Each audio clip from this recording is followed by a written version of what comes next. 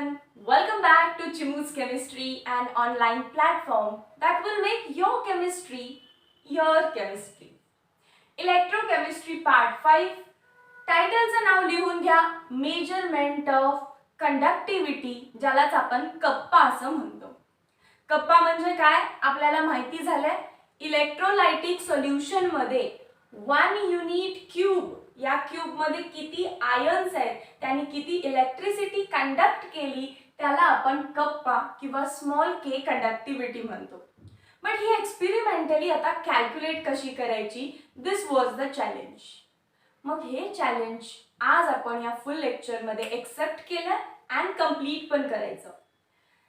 सगळ्यात पहिल्यांदा तुम्हाला एखाद्या गोष्टीचा कप्पा काढायचा आहे, स्मॉल के काढायचा, तर ती गोष्ट पाहिजे ना आपल्याकडे ज्याचा कप्पा काढायचा आहे. म्हणजेच काय, आपल्याला पाहिजे एक सोल्युशन ज्याची कंडक्टिव्हिटी फाइंड करायची. चला एक बीकर घ्या, या बीकर मध्ये एक सोल्युशन दिलंय. फक्त सोल्युशन म्हणायचं असतं का याला? फक्त सोल्युशन म्हणून चालेल का? नाही. हे सोल्युशन इलेक्ट्रिसिटी कंडक्ट करतं म्हणून याला म्हणायचं असतं इलेक्ट्रोलायटिक सोल्युशन. इलेक्ट्रोलायटिक सोल्युशन, आणि या सोल्युशनचा मला कप्पा फाइंड करायचा आहे. पण जर तुम्हाला आठवत असेल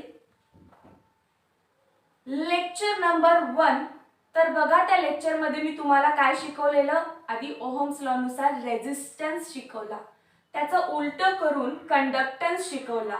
मग मी तुम्हाला रेझिस्टिव्हिटी शिकवली, त्याचं रेसिप्रोकल घेऊन मी तुम्हाला कंडक्टिव्हिटी शिकवली. याचा अर्थ काय हो, कंडक्टिव्हिटी जी आहे के, ते डायरेक्ट फॉर्म्युलाने अचीव नाही होत आहे. तुम्हाला रेझिस्टन्स फाइंड करावा लागतो. मग हळूहळू फॉर्म्युला रेसिप्रोकल घेत घेत तुम्ही केला पोहोचता. परत ऐका मी काय म्हटले. लेक्चर नंबर 1 मध्ये मी तुम्हाला आधी ओहम्स लॉ नुसार कॅपिटल आर फाइंड करायला सांगितला. त्यानंतर तुम्ही याचा रेसिप्रोकल घेतला 1/r, याची व्हॅल्यू तुम्हाला कंडक्टन्स जी इतकी भेटली. सेकंड मध्ये मी तुम्हाला रेझिस्टन्सचा हेल्प घेऊन रेझिस्टिव्हिटी फाइंड करायला सांगितली.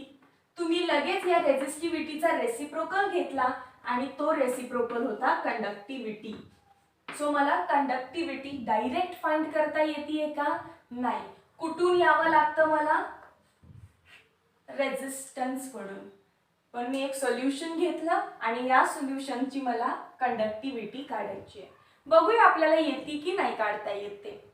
सगळ्यात बेस काय, आता सोल्युशन आहे, ॲनोड आणि कॅथोड तर डिप करायला पाहिजे ना, इथून यायला पाहिजे ॲनोड, इकडून यायला पाहिजे कॅथोड. सो हा ॲनोड आणि कॅथोड इथे दिसतोय तुम्हाला. आता मी काय केलं, ॲनोड अँड कॅथोडला एका ग्लास ट्यूब मध्ये माउंट केलं, एकत्र ठेवलं. Can you C?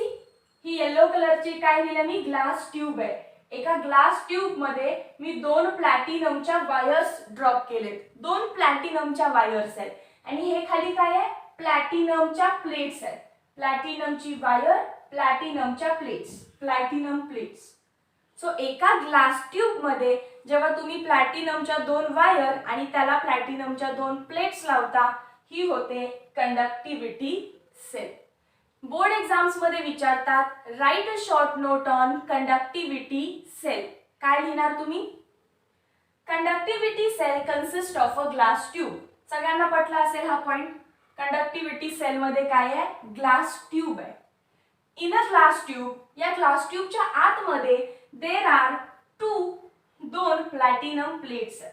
Can you see this? 1 platinum plate, second platinum plate. Yes. But are they pure? ते प्युअर प्लॅटिनम आहेत का?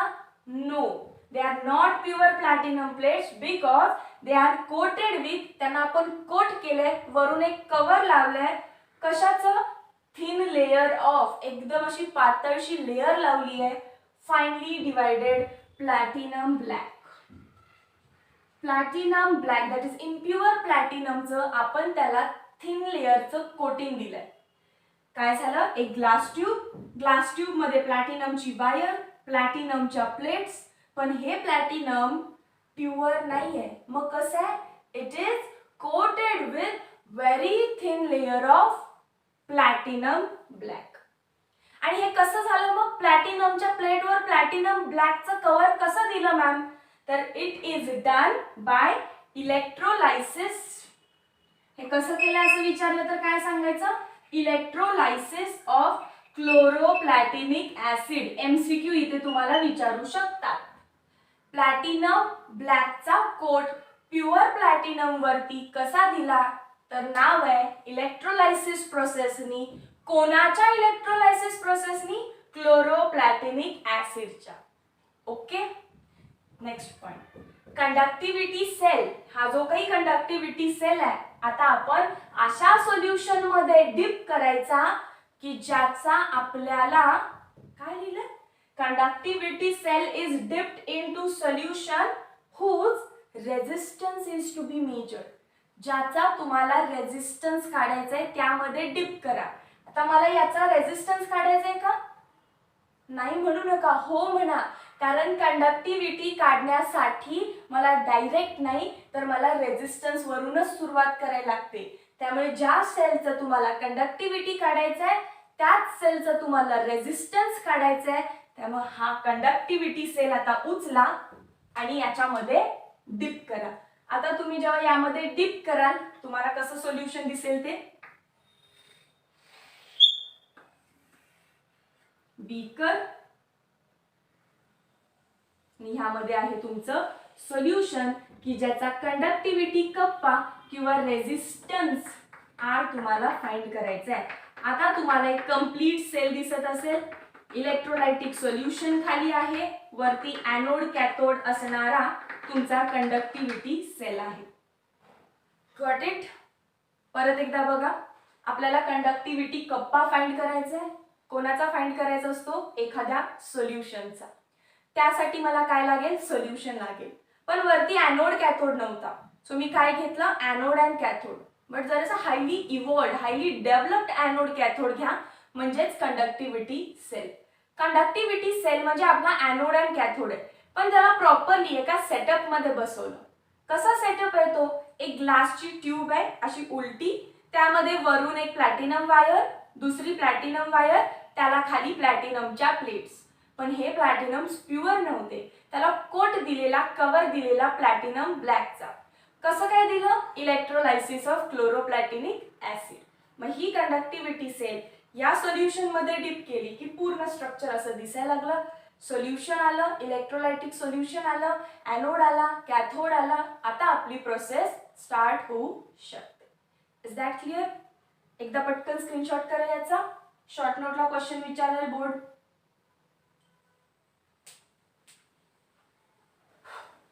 आय होप आता तुम्ही व्यवस्थित शॉर्ट नोट लिहिली आहे, व्यवस्थित डायग्राम काढली आहे आणि तुम्हाला कळालंय की हे वरून एनोड कॅथोड न म्हणता आता तुम्ही कंडक्टिव्हिटी सेल म्हणायला लागला. या फिगरला, वरची फिगर, कंडक्टिव्हिटी सेल.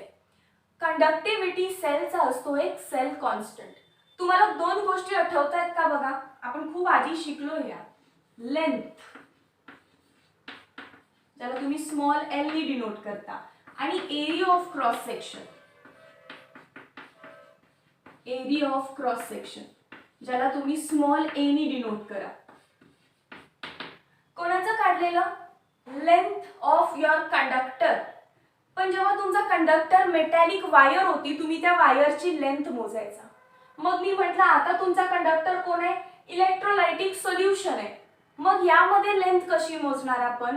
तर इथं लेंथ असते डिस्टन्स बिटवीन टू इलेक्ट्रोड. या दोन प्लॅटिनमच्या इलेक्ट्रोड्स मध्ये किती डिस्टन्स आहे त्याला काय म्हणायचं असतं? लेंथ. इथून इथे किती डिस्टन्स आहे त्याला म्हणायचं असतं length. So this is distance between two electrodes. Distance between two electrodes is nothing but small l. And area of cross section काय आहे? Area of cross section of a electrode. What is this? Area of cross section of electrode. मग या conductivity सेलचा स्वतःचा एक sale constant असतो. Sale constant ज्याला तुम्ही स्मॉल बी ने डिनोट करता, त्याचा फॉर्म्युला बघा काय आहे. Cell constant is equal to या कंडक्टिव्हिटी सेलचा स्वतःचा एक कॉन्स्टंट आहे. कॉन्स्टंट काय असते, न चेंज होणारी व्हॅल्यू. मग लेंथ कधी बदलणार आहे का, त्या दोघांमधले डिस्टन्स आता कधी बदलेल का, नाही बदलणार. कधी त्याचा एरिया ऑफ क्रॉस सेक्शन बदलेल का, एकदा तुम्ही सेल बनवली की आता तो बदलू शकतो का, नाही. मग त्या दोघांचा रेशिओ घ्या. Length upon area of cross section is nothing but your cell constant. Cell constant is ratio of length upon area of cross section. Length and area of cross section. Length कशामध्ये मोजतो आपण, metre मध्ये. Area कशामध्ये count झाला, metre square मध्ये.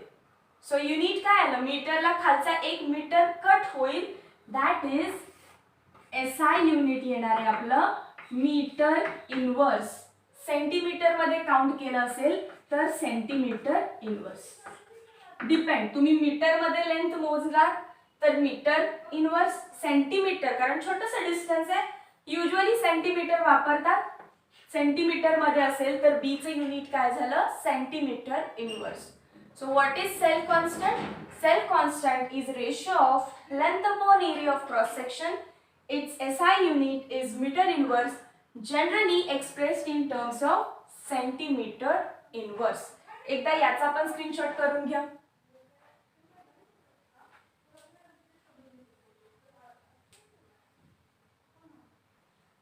आता जर तुम्हाला फॉर्म्युले आठवत असतील, आपण एक असा फॉर्म्युला शिकलेलो, conductivity is equal to conductance into length upon area of cross section.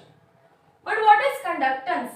Conductance हा resistance चा reciprocal आहे. So याच फॉर्म्युलाला मी लिहू शकते, conductivity is equal to 1 upon resistance length upon area of cross section. So एकदा चेक करा या फॉर्म्युला मध्ये कोण कोण आलं. कंडक्टिव्हिटी आली की जी आपण काढायचा प्रयत्न करतोय, is equal to what is this L by A, length upon area of cross section. Cell constant म्हणून मी त्याला आता लिहिते cell constant B divided by resistance R.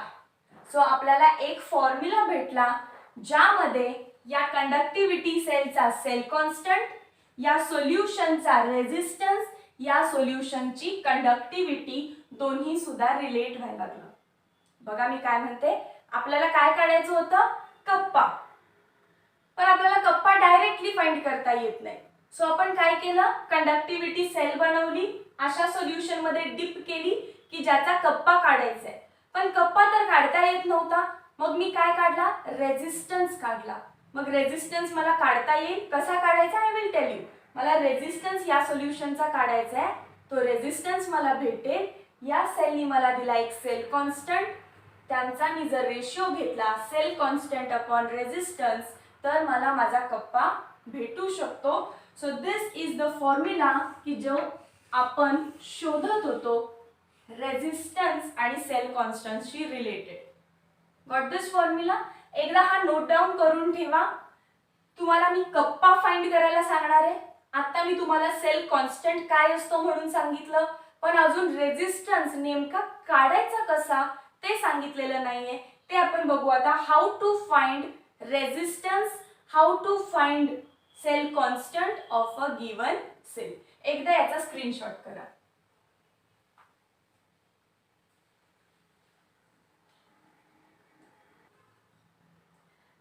आता या स्टेजला तुम्हाला सगळ्यांची ओळख झाली आहे. असं सोल्युशन ज्याचा तुम्हाला कप्पा म्हणजे डायरेक्टली कप्पा काढता येत नाही म्हणून ज्याचा तुम्हाला रेजिस्टन्स काढायचा आहे. एक अशी कंडक्टिव्हिटी सेल की ज्याच्यामध्ये एनोड आणि कॅथोड आहे आणि त्याचा तुम्हाला सेल कॉन्स्टंट B फाइंड करायचा आहे. आणि आत्ताच आपण एक फॉर्म्युला फाइंड केला की कप्पा काढायचा असेल तर सेल कॉन्स्टंटला रेजिस्टन्सने डिवाइड करायला लागेल. मग तुम्हाला ओळख झाली की सेल कॉन्स्टंट काय आहे आणि रेजिस्टन्स काय आहे.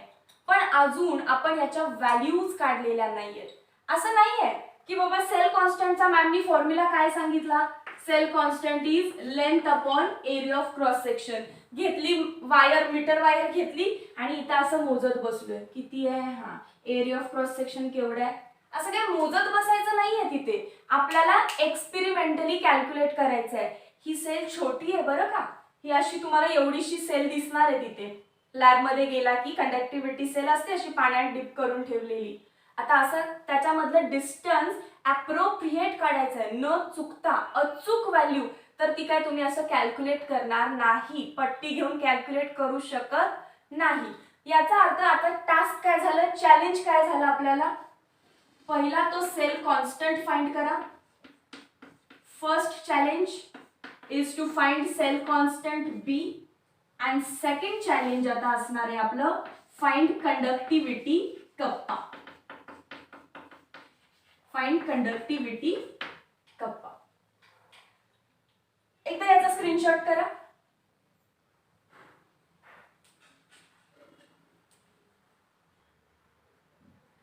आपल्याला कप्पा काढायचा होता आणि कप्पाचा फॉर्म्युला काय भेटला आपल्याला, sale constant upon resistance.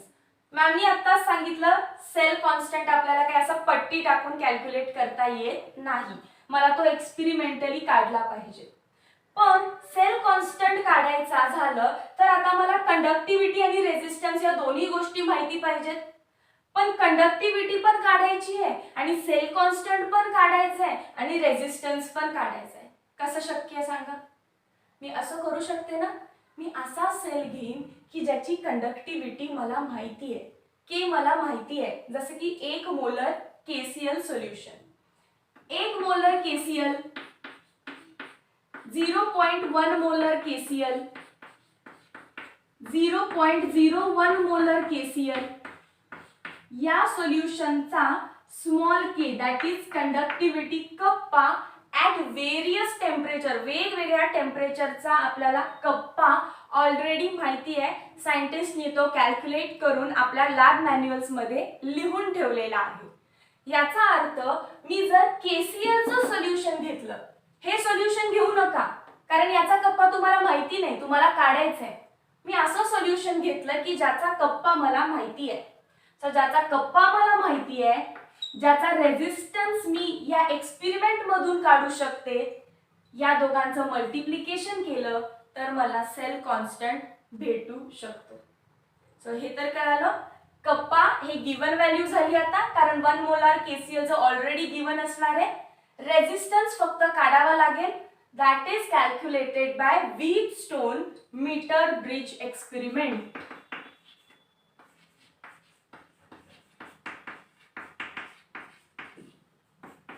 Wheatstone metre bridge experiment. या एक्सपेरिमेंटचा सेटअप बघा काय आहे. या वायर्स लावले, ठीक आहे. हा एक टोक आहे, हा एक टोक आहे, याच्यामध्ये लावला एक रेझिस्टन्स. हा असा रेझिस्टन्स आहे की जो तुम्हाला माहिती आहे, म्हणून मी याच्या खाली लिहिते नोन रेझिस्टन्स. एखादा कोणता पण रेझिस्टन्स जो तुम्हाला माहिती आहे, एखादा कोणतीही गोष्ट इलेक्ट्रिकल अप्लायन्स की ज्याचा रेझिस्टन्स तुम्हाला माहिती आहे, तो रेझिस्टन्स इथे. त्यानंतर काय आहे, एक दुसरा रेझिस्टन्स इथे लावलाय. हे रेझिस्टन्सचं सिम्बॉल आहे, यू नो दॅट, आपण 10वी मध्ये शिकलो. हा एक दुसरा रेझिस्टन्स इथे लावलाय आणि याला पॅरलल या माहिती असणाऱ्या नोन रेझिस्टन्सला इकडे एक आपण असा सेल लावला KCl, ज्याचा रेझिस्टन्स मला काढायचा आहे. KClचं काय काढायचंय आपल्याला, रेझिस्टन्स. कप्पा माहिती आहे, गिवन आहे, रेझिस्टन्स काढला तरच मला बी भेटेल. सो या KClचा आता मला फाइंड करायचं आहे व्हॉट इज रेझिस्टन्स. मग याला काय करायला लागतं, जो काढायचा आहे त्याच्या बरोबर पॅरलर मध्ये एक माहिती असणारा रेझिस्टन्स घ्यायचा. खाली एक रेझिस्टन्स लावलाय अलॉंग द लेंथ AB. या टोकाला A म्हणा, या टोकाला B म्हणा. आणि वरून बघा एक डिटेक्टर आहे. डिटेक्टर काय करत असतो, करंट डिटेक्ट करत असतो. मग have a think a bit. जेव्हा मी हा डिटेक्टर खाली A पासून B पर्यंत मूव्ह करणार आहे, आधी इथे ठेवणार. हे F चा पॉइंटर दिसतोय सगळ्यांना.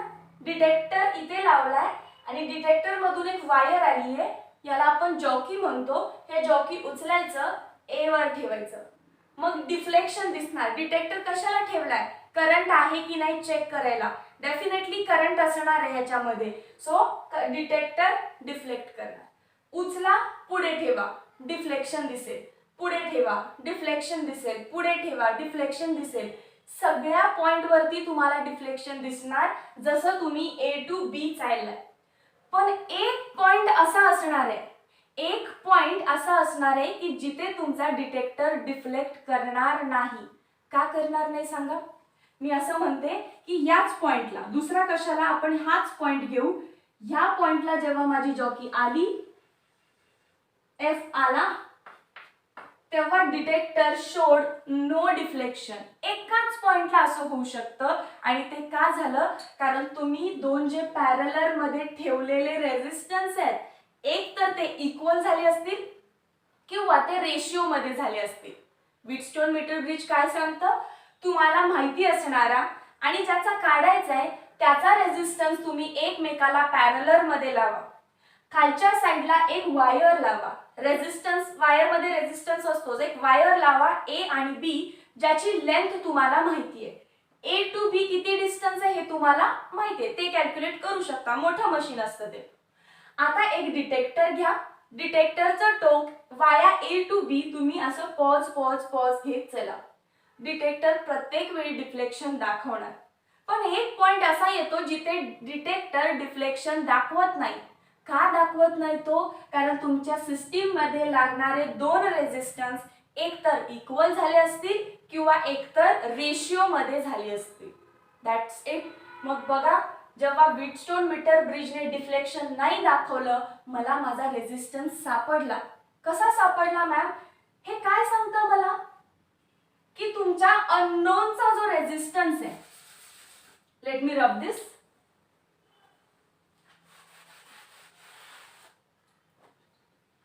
मी काय करते, हा जो पॉइंट आलाय या पॉइंटला आपण नाव देऊया सी.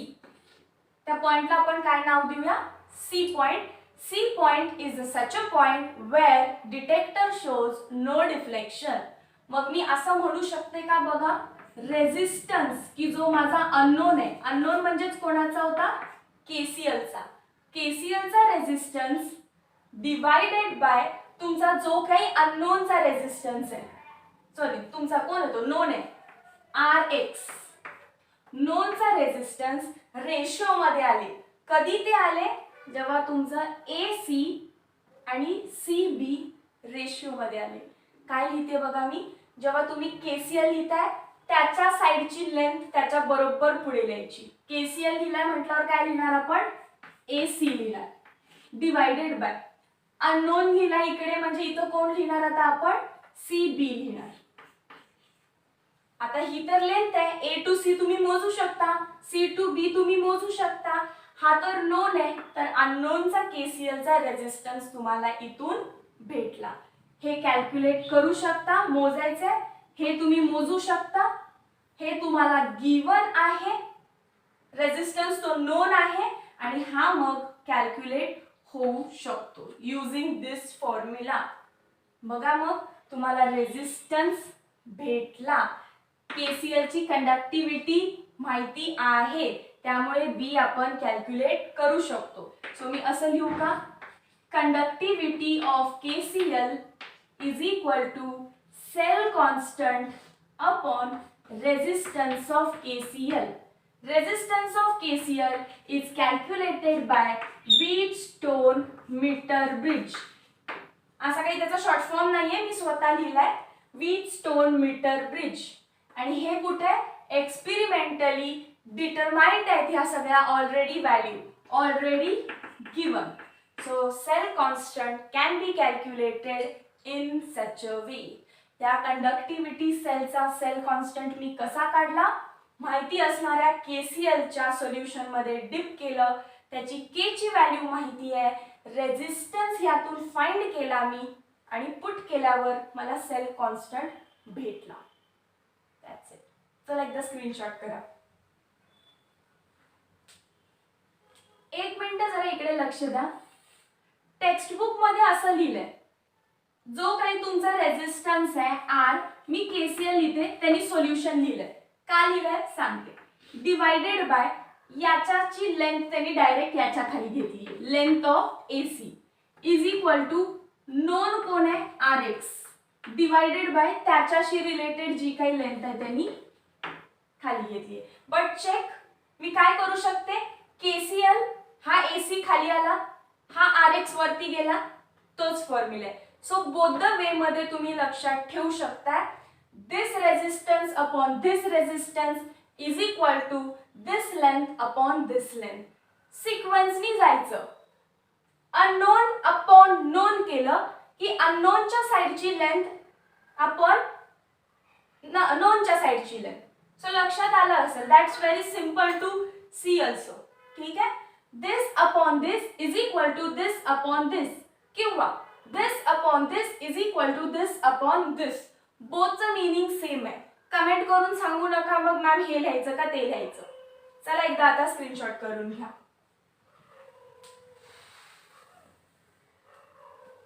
आता इथे तुम्ही काय घेतलेलं, 1 मोलर केसीएल, 1 मोलर केसीएल वापरून एक्सपेरिमेंट केली, त्या केसीएलचा रेजिस्टन्स काढला.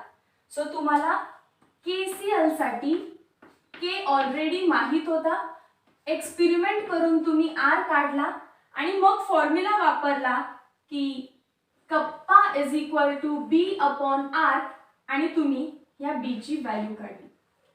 डी तर सेल कॉन्स्टंट आहे, हा वरून जो डिप केलेला सेल आहे तुमचा, या सेलचा तो कॉन्स्टंट आहे आणि हीच सेल इथे. आणि अशा सोल्युशन मध्ये आहे की जे सोल्युशन मला या सोल्युशनचा मला कप्पा काढायचा. सो या सेलचा आता बी माहिती आहे का आपल्याला, माहिती आहे. आपल्याला या सोल्युशनचा रेजिस्टन्स काढता येईल का, डेफिनेटली काढता येईल. इथं जे तुम्ही आता केसीएल ठेवलेलं ते काढा बाजूला आणि तुमचं सोल्युशन इथे आणा. आता काय आलं आपल्याकडे इथे, अननोन सोल्युशन आलं.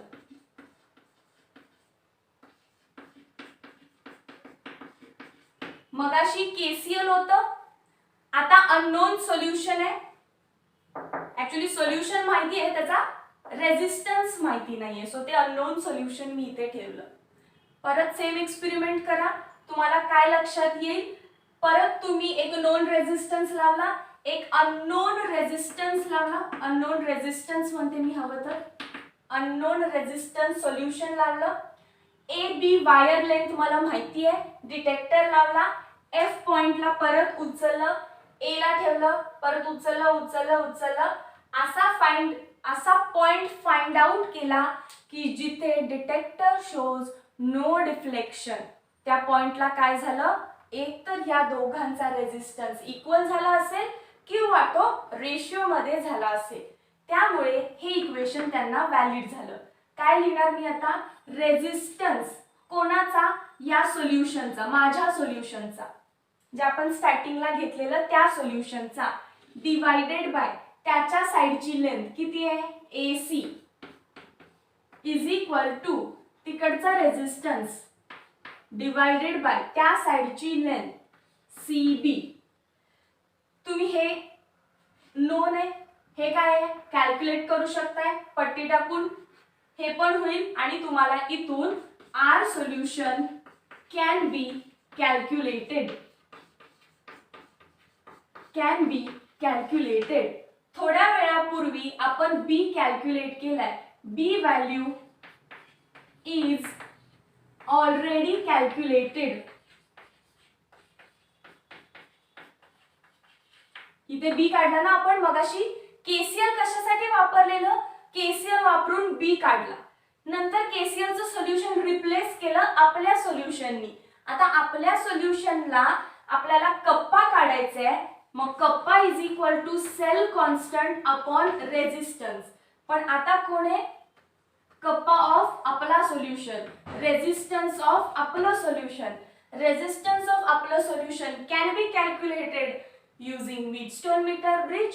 सेल कॉन्स्टंट ऑलरेडी आपल्याला माहिती झाला आणि कप्पा आपण इथून काढू शकतो. सो बघा केवढा मोठा जुगाड करायला लागला आणि मग आपल्याला तो कप्पा भेटलाय. स्टेप बाय स्टेप आपण गेलो तर खूप सोपं आहे.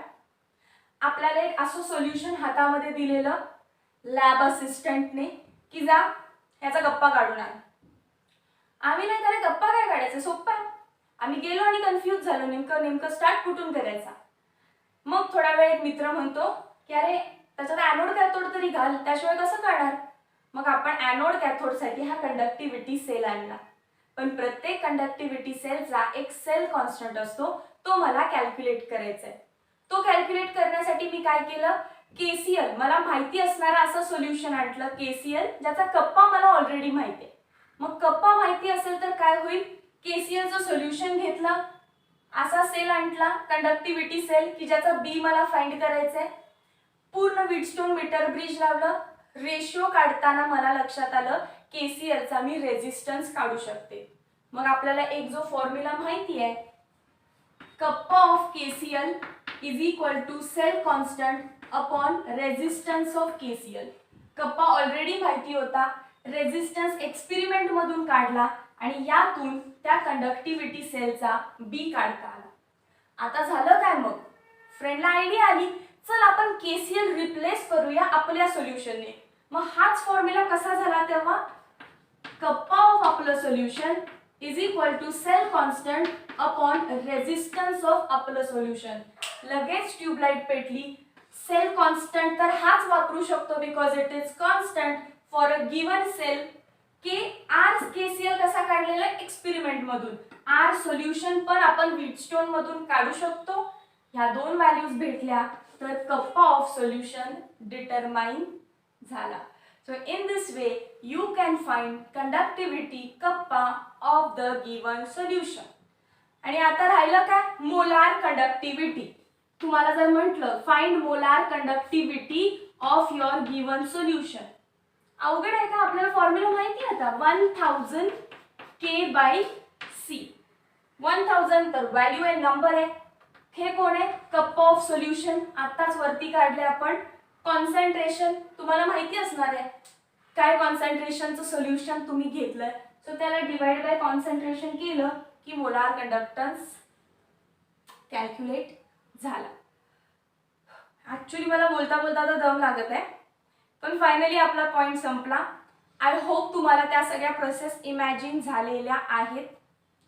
एक गोष्ट लक्षात ठेवा, फक्त तुम्हाला हे माहिती पाहिजे व्हीटस्टोन मीटर ब्रिज काम कसा करतो.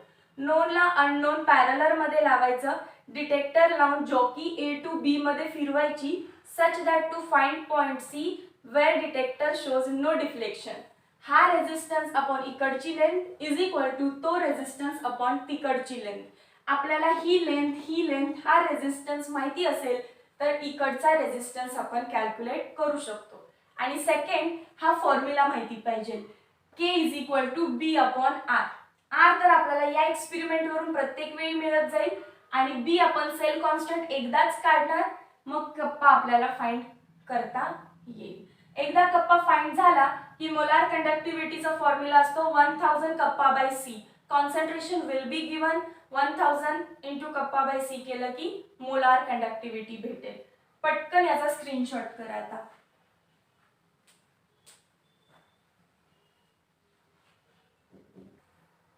थेरी क्वेश्चन कसा विचारतील तुम्हाला लक्षात आलं. They will ask you to write in description how to find conductivity of cell. Write a short note on measurement of conductivity of cell. असा काहीतरी क्वेश्चन येईल. त्यामध्ये तुम्हाला कसं कसं रिप्रेझेंटेशन करायचं आहे, काय स्टेपनं जायचं आहे, टेक्स्टबुक मध्ये अतिशय सुंदर पद्धतीने दिलंय, ते आहे तसं करायचं. अर्थ समजलाय, लगेच टेक्स्टबुक वाचा, कम्प्लीट समजून जाईल. आता क्वेश्चन न्यूमरिकल कसा विचारतात बघा. काय दिलंय, अ कंडक्टिव्हिटी सेल म्हणजे कोण, जो मी इथे काढलेला तो ग्लास ट्यूब, त्या दोन प्लॅटिनमच्या वायर, प्लॅटिनमच्या प्लेट्स. तो conductivity cell containing of 0.01 molar KCl. याचा अर्थ ते आपल्याला असं सांगताय की एक सोल्युशन आहे कशाचं, 0.01 मोलार केसीएलचं, आणि यामध्ये तुम्ही टाकलाय तो तुमचा कंडक्टिव्हिटी सेल. त्यामध्ये तुम्ही डिप केलाय conductivity cell. A conductivity cell containing solution of 0.01 molar KCl gives at 25 degree Celsius resistance is equal to 604 ohm. याचा अर्थ हा रेजिस्टन्स कोणाचा दिला आपल्याला? KCl चा दिला. The same conductivity cell, आता सेम हा कंडक्टिव्हिटी सेल कंटेनिंग काय आहे त्याच्या आतमध्ये 0.01 मोलर. म्हणजे हा KCl आता रिप्लेस केला. कशाने रिप्लेस केलाय? 0.001 मोलर AgNO3 ने. तुम्ही बघितलेलं आपण रेजिस्टन्स कसा काढतो? व्हीटस्टोन मीटर ब्रिज आधी KCl लावला, रेजिस्टन्स काढला. परत KCl चं सोल्युशन रिप्लेस केलं AgNO3 ने आणि रेजिस्टन्स काढला AgNO3 च्या सोल्युशनचा which was found to be 6530 ohm. Unit वरून पण ओळखते, ओहम हे रेजिस्टन्सचं युनिट आहे. कॅल्क्युलेट कप्पा कोणाचा? AgNO3 चा. कॅल्क्युलेट कप्पा of AgNO3 if kappa of KCl is given as 0.00141 ohm inverse centimeter inverse. एक्सपेरिमेंटला करा परत एकदा मनामध्ये. नुसतं दिलंय असं न्यूमरिकल सोडवायचं नाही, तर इमॅजिन करायचं की आधी आपल्या व्हीटस्टोन मीटर ब्रिज मध्ये त्यांनी KCl ठेवलेला आणि KCl चा कंडक्टिव्हिटी आपल्याला माहिती असते आणि त्यांनी पण गिवन होती. कंडक्टिव्हिटी माहिती आहे, रेजिस्टन्स कॅल्क्युलेट केला. याचा अर्थ पहिल्यांदा जी इन्फॉर्मेशन दिली KCl बद्दल ती कशासाठी दिली आहे? To find cell constant. मग लगेच काय करायचं? वी नो म्हणायचं. सोल्युशन मध्ये काय माहिती आपल्याला? Kappa of KCl is equal to cell constant upon resistance of KCl. Therefore, cell constant is equal to kappa of KCl into resistance of KCl. What is kappa of KCl? 0.0 correctly लेना 0.00141 ohm inverse centimetre inverse into resistance किती दिलाय? 604 ohm. Ohm इनवर्सला ohm cut होईल, so तुमचं final answer जे काय येणार आहे ते असेल सेंटीमीटर इनवर्स मध्ये. आणि बघा मी मगाशी तुम्हाला SI युनिट शिकवताना सांगितलं सेल कॉन्स्टंट हा सेंटीमीटर इनवर्सच असणार आहे. दॅट मीन्स आपलं हे आन्सर करेक्ट आहे. याचा आन्सर येणार आहे 0.852. तुम्ही कॅल्क्युलेट करा. मी जे टेक्स्ट बुक मध्ये दिलंय ते डायरेक्ट लिहिलं. सेल कॉन्स्टंट निघाला. सो याचा एकदा सेल कॉन्स्टंट निघाला की मला माहिती आता सेकंड टाइम पण हाच फॉर्म्युला वापरायचा आहे. आता मला कंडक्टिव्हिटी कोणाची काढायची आहे? AgNO3 ची is equal to cell constant upon resistance of AgNO3. But now check. मी आताच सेल कॉन्स्टंट काढलाय 0.852 centimetre inverse divided by resistance त्यांनी दिलाय 6530. कशामध्ये असणार आहे तो? ओहम मध्ये.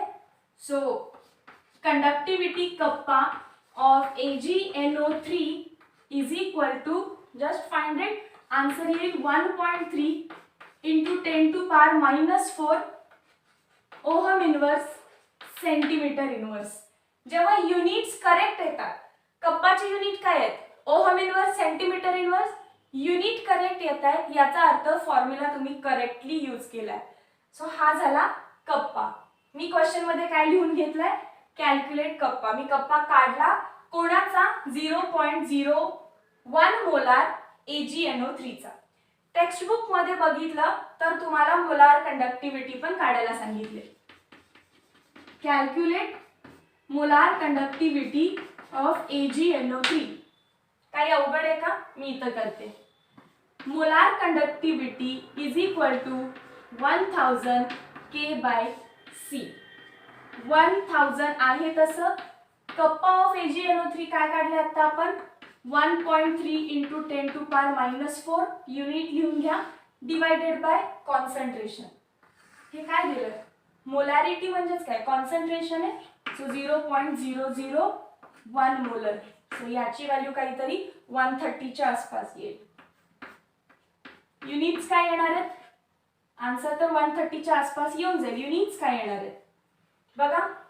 कप्पा तुम्ही कशात फाइंड केला ohm inverse centimetre inverse. Concentration कशामध्ये असतं मोलॅरिटी म्हणजेच काय मोल पर लिटर लिहिणार का नाही. 1000 ने मल्टिप्लाय केले म्हणजे कशात आहे सेंटीमीटर क्यूब मध्ये. That is centimetre raise to -3.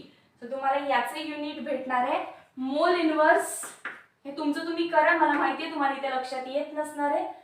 Ohm inverse centimetre square. आणि युनिट मी पाठ ठेवायला सांगितले. माझ्यासारखे काढता आले तर चांगलंच आहे. ओहम इनवर्स आहे मोल इनवर्स वरती जाईल. So mole inverse ohm inverse centimetre raise to -3 वरती गेलं की +3 होईल. +3 मधून -1 सेंटीमीटर स्क्वेअर. काढता आलं तर काढा अदरवाइज पाठ करा. सो हे होतं न्यूमेरिकल सॉल्विंग. काय केलं काय काय दिलंय ते लिहून घ्या. तुम्हाला कधी सुद्धा कप्पा काढायला सांगतात तेव्हा सेल कॉन्स्टंट लागतो. मग सेल कॉन्स्टंट डायरेक्टली माहित नाही त्यामुळे KCL चा रेफरन्स हा दिलाच असणार. KCL ची कंडक्टिव्हिटी दिली असणार. KCL चा रेजिस्टन्स दिला असणार. त्या दोघांना मल्टिप्लाय करायचं सेल कॉन्स्टंट काढायचा आहे. तो सेल कॉन्स्टंट AgNO3 सोबत रिलेट करून AgNO3 चा कप्पा काढायचा. तो परत मोलार कंडक्टिव्हिटी काढायला सांगितली तर 1000 K/C करायचं. एकदा पटकन याचा स्क्रीनशॉट करा.